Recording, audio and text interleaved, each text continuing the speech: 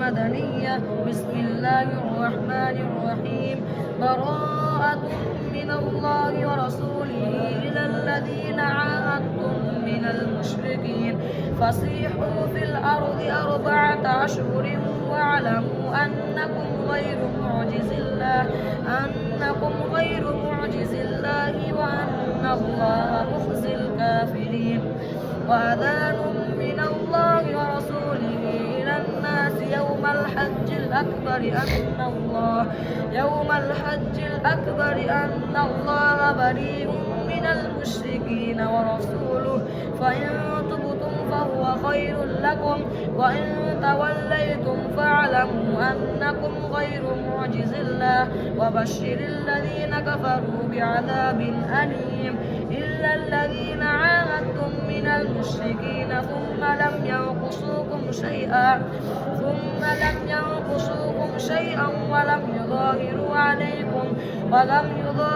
عليكم أحدا فأتموا إليهم عهدهم إلى مدتهم إن الله يحب المتقين.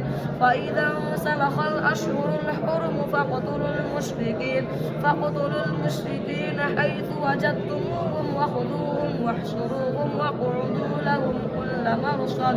فإن تابوا وأقاموا الصلاة وآتوا الزكاة فخلوا سبيلهم إن الله غفور رحيم. وإن أحد من المشركين استجارك فأجره حتى يسمع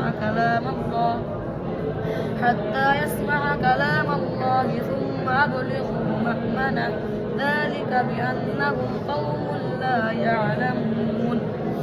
كيف يكون للمشركين عهد عند الله وعند رسوله إلا الذين عاهدتم عند المسجد الحرام فما استقاموا لكم فاستقيموا لهم والله عليم.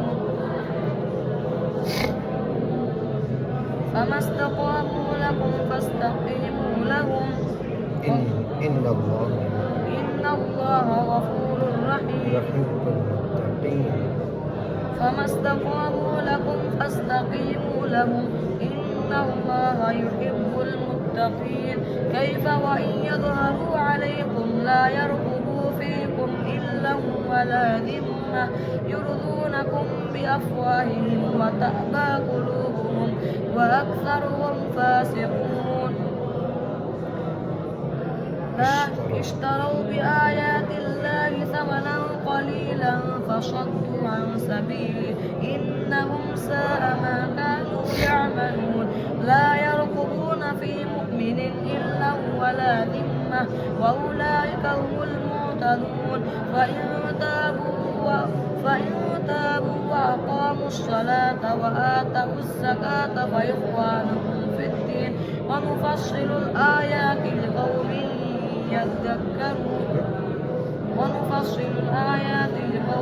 يعلمون. وإن نكثوا أيمانهم من بعد عهدهم وطعنوا في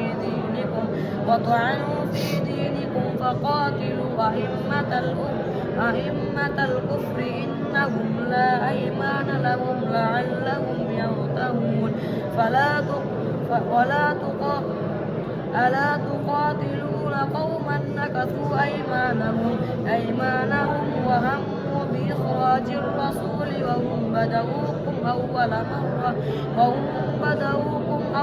مرة أتخشونهم فالله أحق أن تخشوه إن كنتم مؤمنين.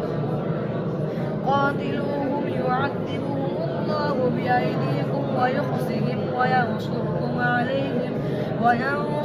عليهم ويشفي صدور قوم مؤمنين ويذهب غيظ قلوبهم ويتوب الله على من يشاء والله عليم حكيم.